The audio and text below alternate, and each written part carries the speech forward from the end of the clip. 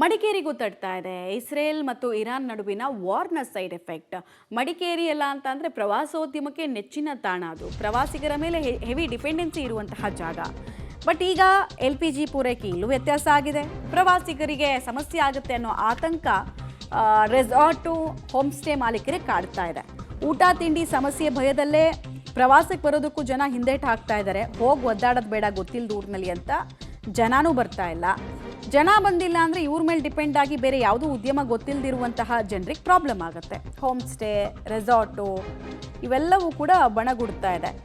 ಮಡಿಕೇರಿಯಲ್ಲಿ ನಿಮ್ಮ public TV ನಡೆಸಿರುವಂತಹ reality ಚೆಕ್ನಲ್ಲಿ ಪ್ರತಿ ಸಲ ಇಷ್ಟೊತ್ತಿಗೆ ಇರ್ತಾ ಇದ್ದ ಪ್ರವಾಸಿಗರ ಸಂಖ್ಯೆ ಎಷ್ಟು ಮತ್ತು ಈಗ ಈ ಗ್ಲೋಬಲ್ ಪ್ರಾಬ್ಲಮ್ನ ಕಾರಣಕ್ಕೆ ಮಡಿಕೇರಿಯಲ್ಲಿ ಏನು ಸಮಸ್ಯೆ ಆಗಿದೆ ಅನ್ನೋದ್ರ ಡೀಟೇಲ್ಸ್ ಇದೆ, ನೋಡೋಣ.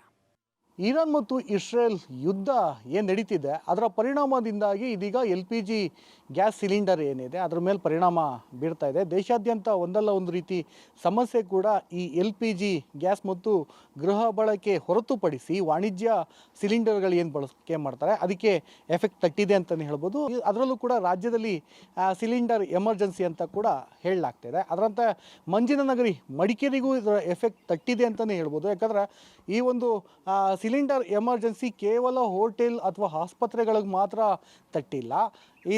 ಅದನ್ನು ಹೊರತುಪಡಿಸಿದ್ರೆ ಕೊಡಗಿನ ಪ್ರವಾಸೋದ್ಯಮದ ಮೇಲೂ ಕೂಡ ವ್ಯತಿರಿಕ್ತವಾದಂತಹ ಪರಿಣಾಮ ಬೀರಿದೆ ಅಂತಲೇ ಹೇಳ್ಬೋದು. ಏಕೆಂದರೆ ಇದೀಗ ಈ ರೆಸಾರ್ಟ್ ಇರ್ಬೋದು, ಹೋಮ್ ಸ್ಟೇ ಇರ್ಬೋದು, ಇವೆಲ್ಲರೂ ಕೂಡ ಪ್ರವಾಸಿಗರನ್ನು ಅವಲಂಬಿಸ್ಕೊಂಡು ಜೀವನವನ್ನು ಸಾಗಿಸುವಂತಹ ಹಲವಾರು ಜನರು ಕೂಡ ಕೊಡಗಿನ ಪ್ರವಾಸೋದ್ಯಮಕ್ಕೆ ಅವಲಂಬಿತರಾಗಿದ್ದಾರೆ. ಇದೀಗ ಗ್ಯಾಸ್ ಎಮರ್ಜೆನ್ಸಿ ಆಗಿರೋದ್ರಿಂದ ಹೋಮ್ ಸ್ಟೇಗಳಿಗೆ ಏನು ಜನರನ್ನು ಬುಕ್ಕಿಂಗ್ ಮಾಡಲಿಕ್ಕೂ ಕೂಡ ಹಿಂದೇಟನ್ನು ಹಾಕ್ತಿದ್ದಾರೆ. ಪ್ರಸ್ತುತ ನಾನೀಗ ಖಾಸಗಿಯ ಒಂದು ಹೋಮ್ ಸ್ಟೇ ಬಳಿ ಇದ್ದೀನಿ. ನೀವು ಇಲ್ಲಿ ನೋಡ್ಬೋದು, ಸಂಪೂರ್ಣವಾಗಿ ಏನು ಹೋಮ್ ಸ್ಟೇ ನಡೆಸುವಂಥವ್ರು ಜನರೇ ಇಲ್ಲದೆ ಬಿಕೋ ಅಂತಿದೆ. ಎಲ್ಲಿ ನೋಡಿದ್ರು ಕೂಡ ಖಾಲಿ ಇರುವಂತಹ ದೃಶ್ಯಾವಳಿಗಳು ಕೂಡ ಪಬ್ಲಿಕ್ TV ಕ್ಯಾಮ್ರಾದಲ್ಲಿ ನೀವು ನೋಡ್ತಾ ಇದ್ದೀರಿ. ಯಾಕೆಂದರೆ ಒಂದು ಕಡೆ ಸಿಲಿಂಡರ್ ಎಮರ್ಜೆನ್ಸಿ ಆದರೆ ಮತ್ತೊಂದು ಕಡೆ ಜನರಿಗಿನ್ನ ಬುಕ್ಕಿಂಗ್ ಮಾಡ್ಕೊಳ್ಳೋಕೆ ಕೂಡ ಹಿಂದೇಟನ್ನು ಹಾಕುವಂಥ ಪರಿಸ್ಥಿತಿ ಹೋಮ್ ಸ್ಟೇ ಮಾಲೀಕರು ಕೂಡ ಎದುರಾಗಿರ್ತಕ್ಕಂಥದ್ದು. ಇದಕ್ಕೆ ಸಂಬಂಧಪಟ್ಟ ಹಾಗೆ ಹೋಮ್ ಸ್ಟೇ ಮಾಲೀಕರು ಸತ್ಯ ಅವರು ನನ್ನ ಜೊತೆ ಇದ್ದಾರೆ. ಅವ್ರನ್ನೇ ಕೇಳೋಣ, ಪ್ರಸ್ತುತ ಪರಿಸ್ಥಿತಿ ಹೇಗಿದೆ, ಯಾವ ರೀತಿ ಸರಿದೂಗಿಸ್ಕೊಂಡು ಹೋಗ್ತೀರಾ ಅಂತ ಅವ್ರನ್ನೇ ಕೇಳೋಣ. ಸರ್, ಈಗ ಸಿಲಿಂಡರ್ ಎಮರ್ಜೆನ್ಸಿ ದೇಶಾದ್ಯಂತ ಕಾಡ್ತಾ ಇದೆ, ಅದರಲ್ಲೂ ಕೂಡ ರಾಜ್ಯದಲ್ಲೂ ಕಾಡ್ತಾ ಇದೆ.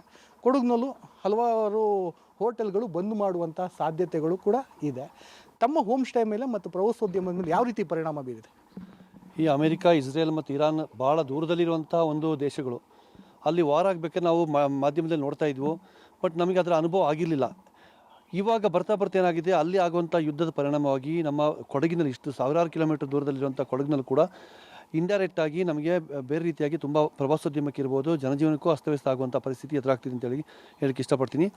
ಸದ್ಯಕ್ಕೆ ಇವತ್ತಿನ ಪ್ರಸ್ತುತ ಪರಿಸ್ಥಿತಿಯಲ್ಲಿ ಈಗ ಜನಗಳು ಪ್ರವಾಸ ಮಾಡೋದನ್ನು ನಿಲ್ಲಿಸ್ತಾ ಇದ್ದಾರೆ. ಯಾಕೆಂದರೆ ಮಾಧ್ಯಮಗಳಲ್ಲಿ ಬರ್ತಾ ಇದೆ, ಬೆಂಗಳೂರು ಇರ್ಬೋದು, ದೊಡ್ಡ ದೊಡ್ಡ ನಗರಗಳಲ್ಲಿ ರೆಸ್ಟೋರೆಂಟ್ಗಳನ್ನ ಮುಚ್ತಾ ಇದ್ವಿ ಅಂತ ಹೇಳುವಂಥದ್ದು ನ್ಯೂಸ್ ಬರ್ತಾ ಇದೆ.